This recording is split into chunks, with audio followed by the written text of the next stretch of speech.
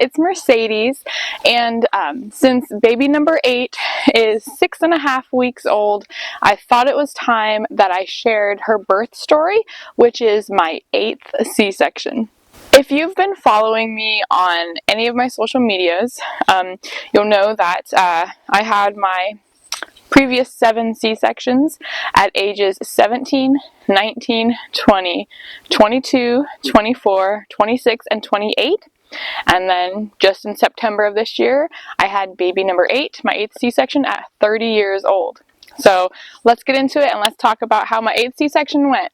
So my 8th C-section was at 37 weeks exactly on the day, on September 27th, 2023. It was scheduled at 37 weeks as a precaution because I was higher risk for, anything, because this is my 8th one. My 6th C-section, I had a uterine window, and so just as a precaution, they had my 7th and then my 8th C-section at 37 weeks, just to, like I said, a precaution, safety, just to, be safe. Thankfully, I haven't had a uterine window since with 7 and 8, so no uterine window. But at 37 weeks, I had to be there at 6:30 in the morning, and my C-section was scheduled for 8:30 in the morning. And since I live 2 hours away, that means we had to leave my house at 4:30 in the morning that day. We were running a little bit behind, but we still did fine. And so we got to the hospital. First thing they want to do is get your IVs going. And it's not that I hate needles, but I can't watch my own blood get drawn. And I can't do that. So I just look away. But this was the worst experience I've ever had with IVs. I had an IV in both arms, so I had 2 IVs, but it took 6 attempts to get my IVs in. 3 different people were doing it. My arms were so bruised, and they felt horrible, and I felt like I was going to faint from all this. They had to give me a break because I was fainting from all this. And even for weeks after my C-section was done, my arms were still so bruised up, and I felt horrible. I'm like, my arms hurt, holding my baby. My arms hurt. They're so bruised. The IVs are probably one of the worst parts. But I had 2 IVs. One was a regular one, giving me IV fluids. The other one was not hooked up to anything, but it was there just in case, as a precaution, like I said, in case I needed something like a blood transfusion or anything like that, which I didn't need, praise the Lord. So, I was just kind of hanging out there just in case. So I have my 2 IVs in.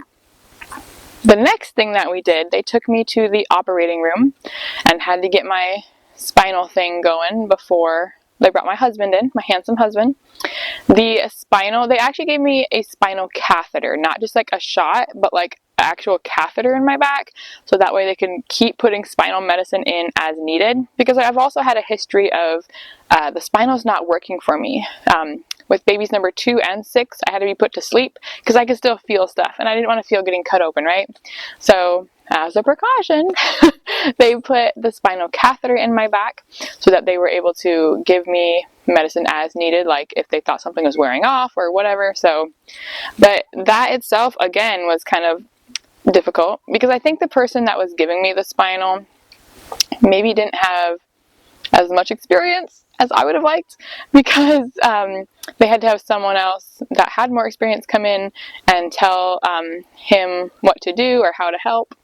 And so it took a little bit longer than the other ones had, and I was getting kind of nervous. And when you're hunched over on the side of that operating bed and they're putting the needle in your back, you have to hold still for that long. It is so hard already, okay? And then because it was taking so long, and after the IV drama and then this, and I can hear them talking behind my back, right here, and look right here between these 2 vertebrae and all this stuff, I started to feel super, super nauseous.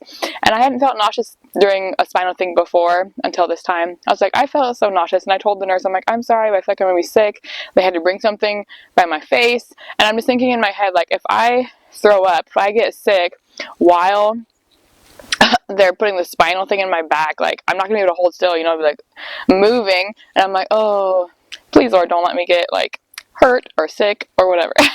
I didn't end up throwing up. I just felt like I was going to. So that gets in. They finally get it so I can't feel anything. They let my handsome husband come in, which made me feel better, having him by my head, and they start the C-section. Now, when they start the C-section, it actually didn't take as long as I thought it was going to cut through stuff and get my baby girl out. And so pretty soon they're like, oh, here's your baby. And something that is new this time to me also is once they had the baby, you know, they brought her over to me, let my husband and I see her, let us like spend time with her, all the things, and which is great. And then when they take her over to like weigh her and make sure she's all right or whatever, they actually have a camera on that, you know, the baby warming station or whatever, and the scale and all that.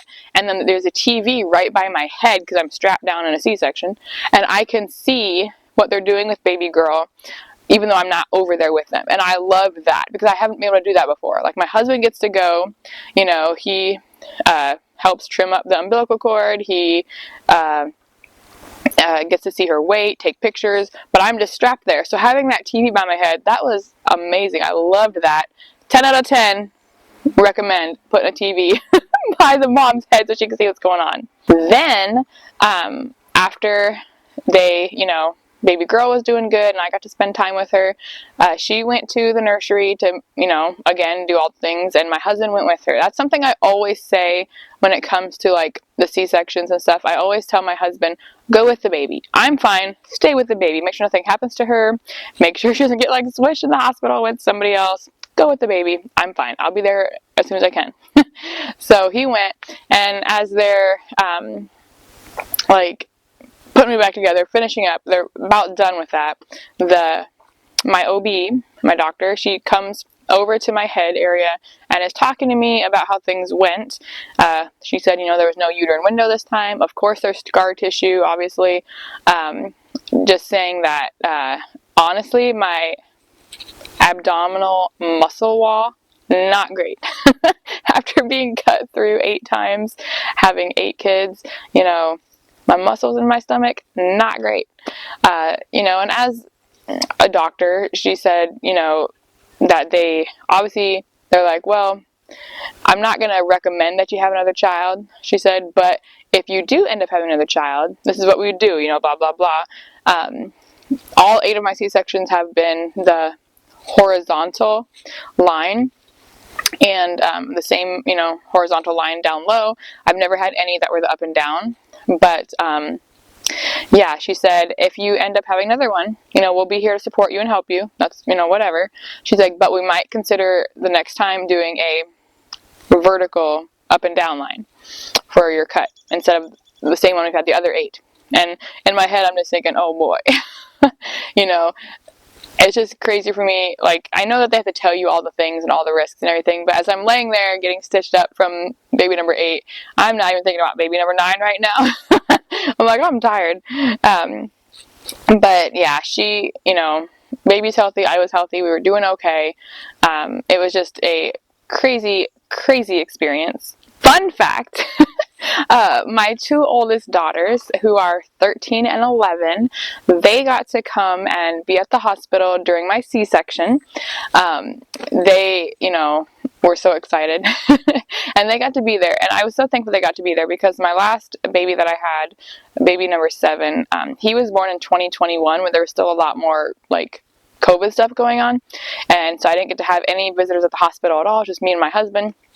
This time they still had some rules. My younger kids couldn't come, but my oldest 2, who are 13 and 11, they got to come, and they were there during my C-section. They waited for me to come out of surgery and everything, and my 11-year-old, she has such a fun personality, but she asked the nurse that was helping me go to the OR if her or like my husband or somebody could take a picture of my placenta for her. They're like, can you guys please get a picture of the placenta? I really want to see it. And I'm thinking in my head, why do you want to see the placenta? But she did. And when the nurse brought me back to recovery, my husband and my daughters and new baby girl all in there, and the nurse pulls out her phone and shows pictures of my placenta to my 11-year-old daughter. If that's not, good bedside manner, I don't know what is. All in all, the C-section itself, like I said, wasn't terrible. I have said it other times, but I think because I'm 30 this time around, I'm just like more tired than I was when I had my C-sections at 17, 19, and 20. You know what I mean? And so I definitely feel more tired this time around. And I got mastitis really bad when baby girl was only 2 weeks old. And, the fever, the chills, all this stuff for like 4 days. That was really hard on my recovery process. All these things. But overall, C-section, not terrible. I actually, even though it passed 6 weeks or whatever, I'm going to go to my 6-week checkup at the doctor, postpartum checkup, next week. So that shouldn't be too bad. I'm not too worried about it, but it'll be fine. Now, I get asked a lot, like, oh, are you going to have another one then? Right now, I don't know. My husband and I, we love all the babies. We love all the children. We believe children are a blessing. We're so thankful and grateful. We also have to, take into consideration everything with prayer and everything. And we're also not opposed to adoption. We have done foster care before. We've had 3 different children living with us at different times through the foster care system. And we've always said, like, once our kids get a little bit bigger too, we want to foster again. So we're not opposed to any of that. So yeah, we'll just see what the future holds. We laugh because my husband said he wanted 2 kids when he was growing up, and I always said I wanted 6, and now we have 8. So maybe we just added them together. So I don't know. But if you guys have any questions about my 8th C-section or any other C-sections or anything, just drop a comment, and I can't wait to see you guys soon. Bye.